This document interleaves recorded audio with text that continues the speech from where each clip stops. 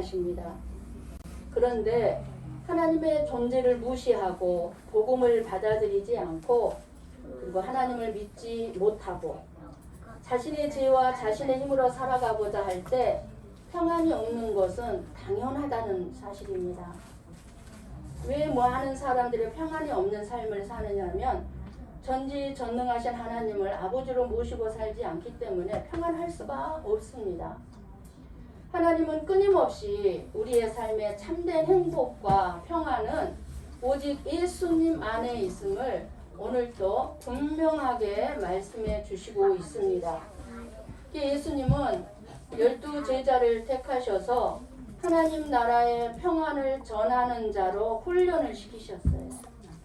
그렇게 제자들은 훈련받은 대로 예수님께서 귀신을 꾸짖어 내쫓는 것도 보았고 그리고 사람들이 겪는 고통과 슬픔을 마치 자신의 고통과 슬픔처럼 여기시고 고쳐주시고 귀신을 내쫓으시고 많은 기적을 옆에서 지켜보았습니다.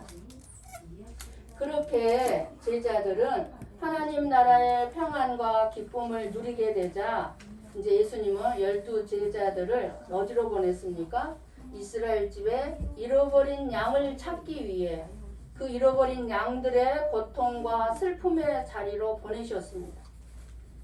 그런데 사실은 오늘도 예배를 통해서 저와 여러분도 택하심을 입었다는 것을 알고 하나님을 알게 하셨는데 이 사실은 오늘도 보내심을 받게 되었다는 것입니다. 저와 여러분도 동일하게. 이제 예배를 마치고 각자의 삶의 자리로 여러분은 이제 돌아갈 것입니다. 그런데 여러분의 삶의 각자의 자리로 돌아가는 그 곳이야말로 예수님께서 평안을 전하게 하려고 여러분을 보내신 자리입니다. 여러분의 가정을 둘러보거나 주위를 둘러보면 귀신 들린 사람들이 참 많죠. 귀신의 영향을 받고 사는 사람들도 너무나 많이 있습니다. 무엇보다도 이 세상의 것을 얻지 못해서 더 이 세상의 것을 더 쌓아놓으려고 욕망의 거리에서 비틀거리며 그것 때문에 질병에 걸려 고통과 슬픔 속에 있는 그런 사람들을 위해서 우리에게 주신 권능과 권세를 사용해서 우리는 도울 수 있어야 합니다. 하나님이 저와 여러분에게 주신 권능이나 권세는 기적을 일으키고 문둥병을 낫게 하는 것이 아니라 영혼을 사랑하는 마음입니다. 사람들은 권능과 권세를 무슨 대단한 걸로 생각하지만 사랑이에요. 사랑. 사랑이 권능과 권세예요. 녹화가 안 되나요? 네, 인터넷이 안 돼가지고 방송이 인터넷 와이파이 지금 다 집에서 온라인으로 보겠다고 했는데 지금 다시 하고 있어요. 안 끊었어요. 아, 그래요? 근데 여기가 잘 안 돼요. 여기가 위에서 제 걸로 다시 하고 있어요.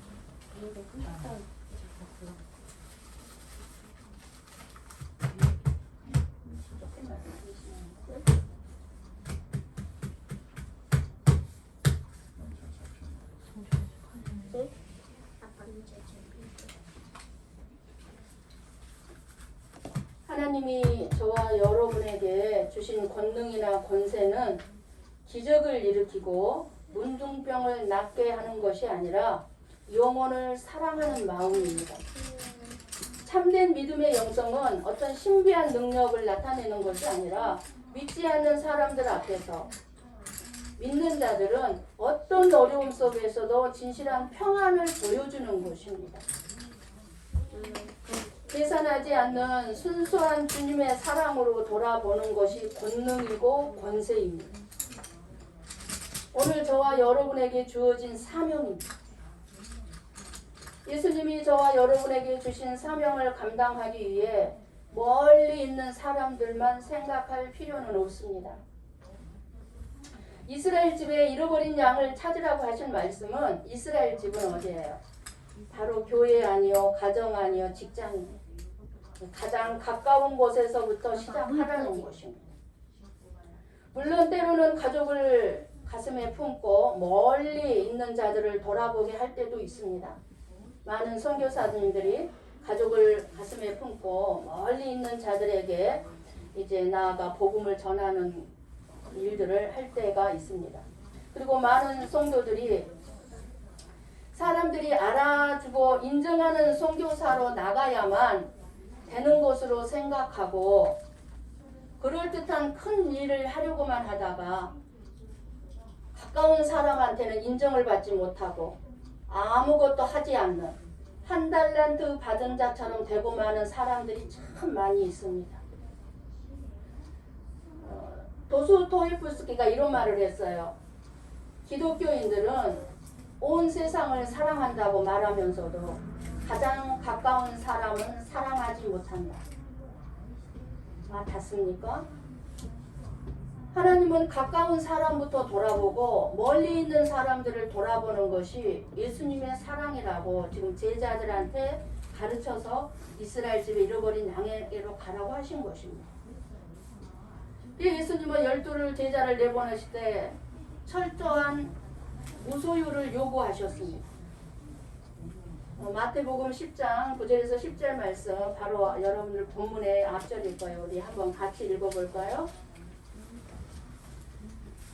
너희 전대에 금이나 은이나 돈을 가지지 말고 여행을 위하여 배낭이나 두벌 옷이나 신이나 지팡이를 가지지 말라.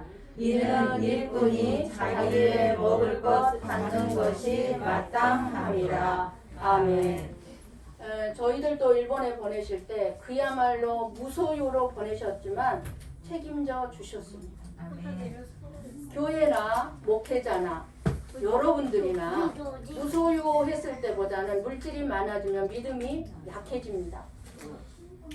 믿음이 많이 좋아지는 것 같아도요. 아니에요. 우리가 속고 있는 거예요. 그러니까 하나님의 일을 믿음과 사랑으로 하기보다는 물질을 의지하게 되기 때문에 그렇습니다. 하나님의 일은 하나님이 하시는데 물질이 있기 때문에 할 수 있다고 착각하게 됩니다.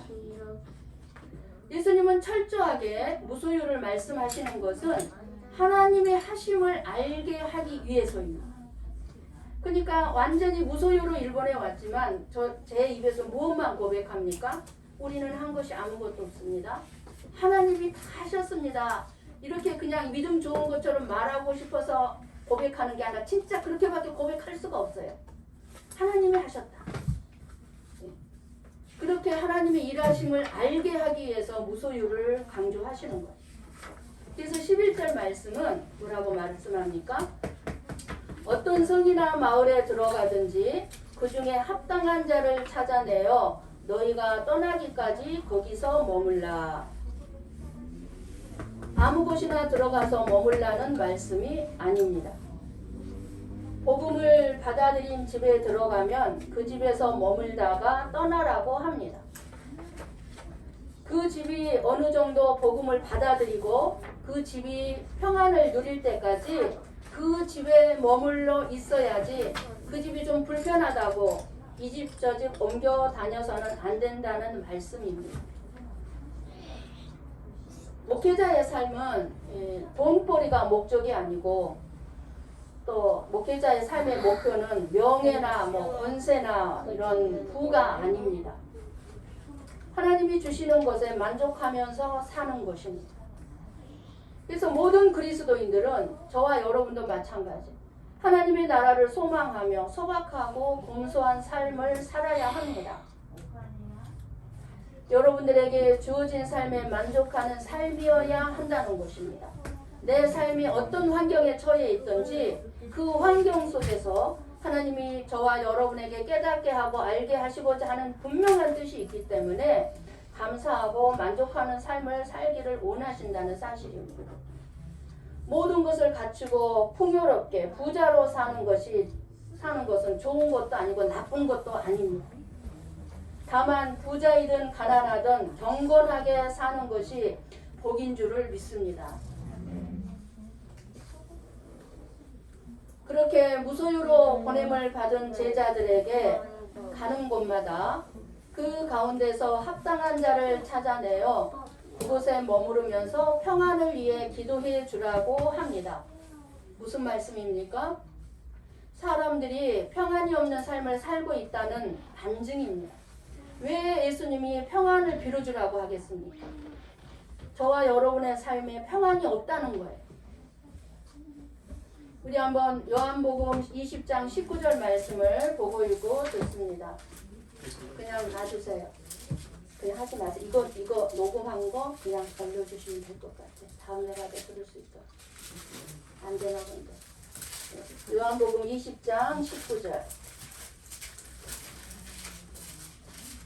네, 같이 보고 읽고 듣도록 합니다. 이날 곧 안식 후 첫날 저녁 때에 제자들이 유대인들을 두려워하여 모인 곳에 문들을 닫았더니 예수께서 오사 가운데 서서 이르시되 너희에게 평강이 있을지어다. 아멘. 예수님이 십자가에 죽으시고 부활하셔서 제자들이 이제 두려워서 떨고 있는 곳에 예수님이 친히 부활하셔 나타나셔서 제자들의 마음을 아시고 평안을 주시고 계십니다.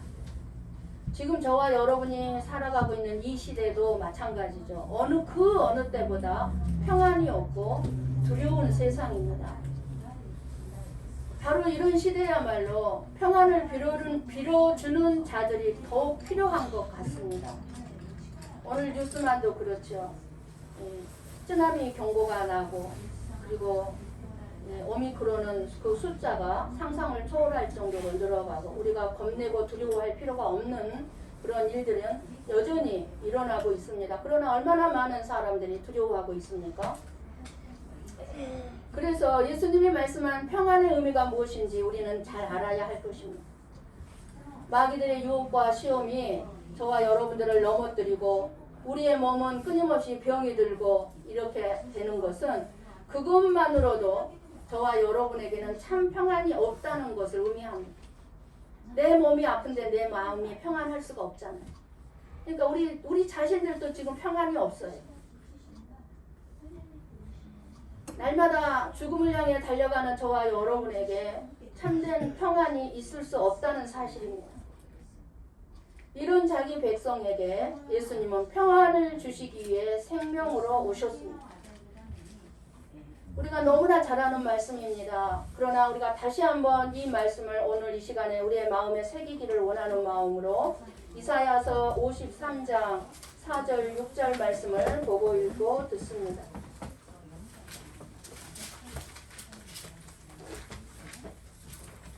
(53장) 4절에서 6절 말씀입니다. 이사야. 같이 보고 읽고 듣도록 합니다. 그는 실로 우리의 질고를 지고 우리의 슬픔을 당하였거늘 우리는 생각하기를 그는 징벌을 받아 하나님께 맞으며 고난을 당한다 하였노라. 그가 찔림은 우리의 허물 때문이요 그가 상함은 우리의 죄악 때문이라. 그가 진리를 받음으로 우리는 평화를 누리고 그가 채찍에 맞음으로 우리는 나음을 받았도다. 우리는 다 양 같아서 그릇 행하여 각기 제 일로 갔거늘 여호와께서는 우리 모두의 죄악을 그에게 담당시키셨도다. 아멘. 아멘. 우리가 받을 징계를 예수님이 대신 받으셨고 우리는 평안과 평화를 누리게 된다는 것입니다. 그러니까 예수님이 말씀한 평안은 영원한 생명이신 예수님 자신임을 알 수가 있습니다. 죄와 저주에 갇혀서 죽음을 향해 달려갈 수밖에 없는 저와 여러분, 그리고 영원한 심판에 들어갈 수밖에 없는 저와 여러분에게 예수님은 생명이시고 저와 여러분의 곧 평안입니다. 사망의 두려움을 사라지게 하고 죽음이 우리는 이제 두렵지 않은 존재들, 영원한 생명을 바라볼 수 있게 하는 것이 곧 예수 그리스도이시기 때문에 예수님은 저와 여러분의 평안으로 오신 분입니다. 그러므로 제자들에게 이 주신 권능, 권세는 뭡니까? 뭐가 이들의 권세요, 권능입니까? 예수님이 그 평안을 받았다는 것이 이들의 권능과 권세. 그래서 제자들이 전할 것도 자기 자신들이 보고 받은 그 예수님을 전하는 것입니다. 그게 권능이고 권세이기 때문에. 그런데 사람들은 자신의 무능력이나 죽음을 향해 달려가는 인생임에도 불구하고 평안이신 예수님을 전하면 받아들이지 않습니다. 우리 교회에, 우리 가정에, 우리 회사에 평안을 주는 것은 돈이 있어야 한다는 사람들에게 평안이신 예수님을 아무리 전해도 예수님은 필요 없는 존재일 뿐입니다. 그 모든 사람들의 생각을 알고 있는 예수님은 14절에 말씀합니다. 오늘 본문의 14절. 마태복음 10장 14절. 우리 같이 보고 읽고 듣습니다. 누구든지 너희를 영접하지도 아니하고 너희 말을 듣지도 아니하거든 그 집이나 성에서 나가 너희 발에 먼지를 떨어버리라. 아멘. 예수님은 제자들에게 말합니다. 너희들을 영접하지도 않고 너희들 말 듣지도 않거든 그 집이나 성에서 나가 너희 발에 먼지를 떨어버리라고 말씀을 하십니다. 먼지를 떨어버리라고 말씀하신 뜻은 당시 이스라엘이 이방인, 하나님을 모르는, 하나님을 믿지 않는 사람들의 지역을 지나갔을 때 그 지역을 벗어나면서 발에 먼지를 털었습니다. 그렇게 해서 저런 이방인들, 하나님을 알지 못하는 저런 이방인들의 부정함과 나는 아무 상관이 없다는 것을 나타내기 위해서 발에 먼지를 털어버린 것이죠. 그러니까 발에 먼지를 털어버리는 것은 그 집을 이방인과 같이 여기라는 거예요. 너희들의 말을 듣지 않으면 그 집을 이방인과 같이 여겨버려라. 그런데 지금 예수님은 이스라엘, 더 좋게는 갈릴리 여러 마을에 다니면서 하나님 나라를 전하라고 했습니다. 하나님 나라를 거부하거든 발에서 먼지를 털어버리라고 한 것이죠. 그러면은 하나님 나라 백성이 아닌 것으로 여기라는 거예요. 너희들의 말을 받아들이지 않으면 그 사람은 하나님 나라의 백성이 아니라고 여기라는 거예요. 쉽게 말씀드리면. 그런데 가장 무서운 건 이 말씀에 의미가 들어가 있는 건 뭐냐면 발에서 먼지를 떨어버리라고 말씀하시는 것은 심판의 의미가 들어가 있습니다. 예수님이 말씀하시는 이 말씀에. 그러나 다른 한편으로는 또한 예수님의 사랑이 숨어져 있습니다. 두 가지가 들어가 있습니다. 그래서 하나님의 나라를 받아들이지 않는 너희들이 어떻게 망하는지 보자. 그런 마음으로 발에 먼지를 떨어버리는 것이 아니고 발에 먼지를 떨어버리는 것을 그 사람들이 보고 다시 한번 심판의 무서움을 알고 돌이키려는 하고자 하는 말씀인 거예요. 그러니까 이러한 것들을 알아야 되는데 예수님을 모르는 사람들은 끝까지 예수님을 거부하죠. 그래서 결국은 심판을 당할 수밖에 없다는 사실입니다. 복음을 전하는 사람들을 받아들이지 않는 사람들을 저주하라는 것으로 이해해서는 안 됩니다. 왜냐하면 하나님께서는 우리들에게 형제를 저주하라고 가르치신 적이 말씀한 적이 없기 때문에 그렇습니다. 그러나 발에서 먼지를 털어버리는 이 경고 앞에서도 그들이 돌이키지 않는다면 최후의 심판만이 있을 뿐입니다. 예수님이 이렇게 제자들을 보내서 평안을 받는 자와 받지 않는 자로 구별하고 있습니다. 그것이 제자들을 보내신 예수님의 뜻인 것입니다. 저와 여러분도 그런 의미에서 우리를 보내는 거예요. 여러분들이 전도 많이 해봤을 거예요. 근데 받아들이는 사람이 있고 받아들이지 않는 사람이 있고 그런 것을 보면서 심판을 알게끔 해줘야 된다는 거예요. 그렇다면 무엇보다 중요한 게 우리 자신이지 않습니까?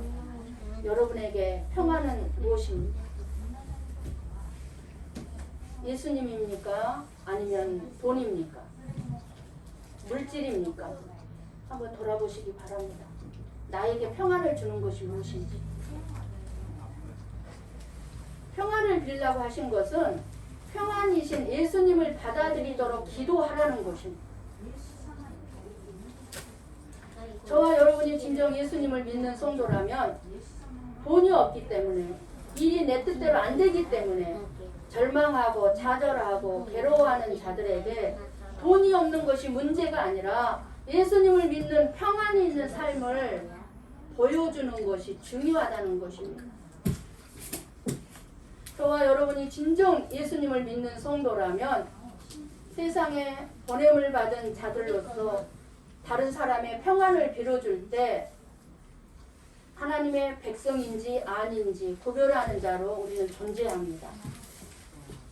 이러한 구별을 통해서 무엇이 심판에 속한 모습인가를 증거하시고자 하는 것이 제자들을 보내신 것이고 저와 여러분을 보내시는 예수님의 뜻이라는 것을 알 수가 있습니다. 그러니까 모든 사람들을 전도해서 구원의 길로 이끌라는 것이 아니에요. 일단 전하기만 하면 돼요. 세상 사람들은 돈 없이 사는 것을 싫어할 수밖에 없고 두려워합니다. 여러분은 그러지 않습니까? 돈 없는 인생은 너무나 비참하고 인간 대접을 못 받는 것을 너무나 잘 알고 있기 때문입니다. 저도 수년을 돈 없이 비참하고 인간 대접을 못 받는 삶을 살아왔지만 어떻게 이겨나올 수 있었겠습니까? 예수님이 주신 예수님 자신이 평안으로 우리 안에 계셨고 하나님의 나라에 대한 소망이 분명히 있었기 때문에 그런 인간 대접 못 받는 것은 아무것도 아닌 거예요. 아무것도 아닌 거예요. 그렇기 때문에 저와 여러분에게 있어서 두려운 것은 돈 없는 인생이 아니라 하나님의 심판입니다. 우리 한번 15절을 같이 보고 읽고 듣습니다. 같이 봅니다. 내가 진실로 너희에게 이르노니 심판날에 소돔과 고모라 땅이 그 성보다 견디기 쉬우리라. 아멘. 뭐죠? 소돔과 고모라의 멸망보다 더 심하다는 것, 더 심한 무서운 심판이 있다는 것입니다. 그러니까 돈이 없는 비참함보다 비교할 수도 없는 하나님의 심판이 영원히 비참한 인생이 된다 그 말이에요. 이런 사실을 알게 하시고 저와 여러분을 자기 백성 삼으신 하나님께 감사하지 않을 수 없는 것이고 그 하나님으로 말미암아 평안이 넘치게 되는 것입니다. 있든지 없든지 있어도 평안, 없어도 평안. 누구로 말미암아? 예수님으로 말미암아 우리는 평안한 삶을 살 수 있다는 것입니다. 오늘 저와 여러분이 또 알아야 할 것이 있습니다. 우리에게 주어진 평안을 빌어주는 축복 기도의 권세입니다. 능력입니다. 권능입니다. 제자들이 집에 들어가면서 평안의 기도를 책임을 지고 제자들이 이제 각 집에 들어가면서 평안을 빌어줄 때 그 빌어준 그 기도를 예수님께서 들으시고 책임을 지고 이루어 주시겠다는 약속의 말씀입니다. 그러니까 저와 여러분에게 이런 축복과 평안을 비는 권세를 주셨다는 말씀입니다. 그래서 예수님의 제자된 저와 여러분들에게도 하나님의 자녀가 된 권세와 또 그리고 마귀를 물리치고 병든 자를 고칠 수 있는 영권과 평안의 복을 빌어줄 수 있는 축복권을 주셨어요. 그러니까 여러분에게도 이 축복권이 있다는 사실을 반드시 믿으시기 바랍니다. 이 사실을 알고 믿는다면 여러분의 가정, 여러분의 자녀들 그리고 어디를 가든지 이 축복권을 마음껏 사용하실 수 있어야 합니다. 사용하실 수 있기를 축복합니다.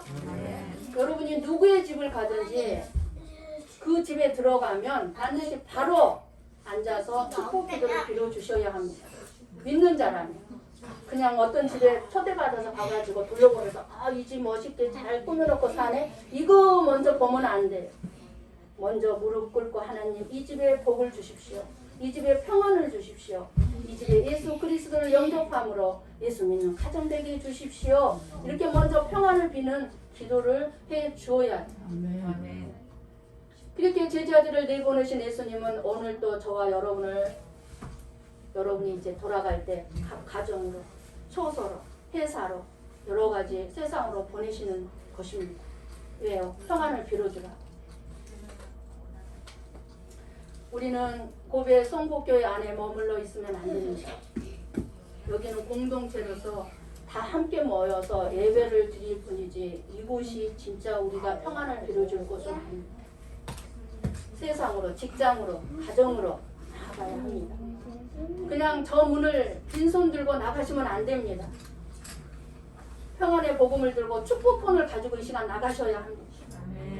예수님이 주신 능력과 권세를 가지고 이 시간 나가셔야 합니다. 예수님이 주시는 능력과 권세는 어떤 은사적인, 어떤 카리스마적인 그런 신비한 기적을 일으키는 것이 아니에요. 예수님의 사랑입니다. 그것이 능력과 권세예요. 낮은 자리로 내려가서 섬김의 삶이 권세요, 권능입니다. 말없는 권세요, 말없는 권능입니다. 예수님의 이러한 사랑을 전해야 할 우리의 사명은 아직 끝나지 않았습니다.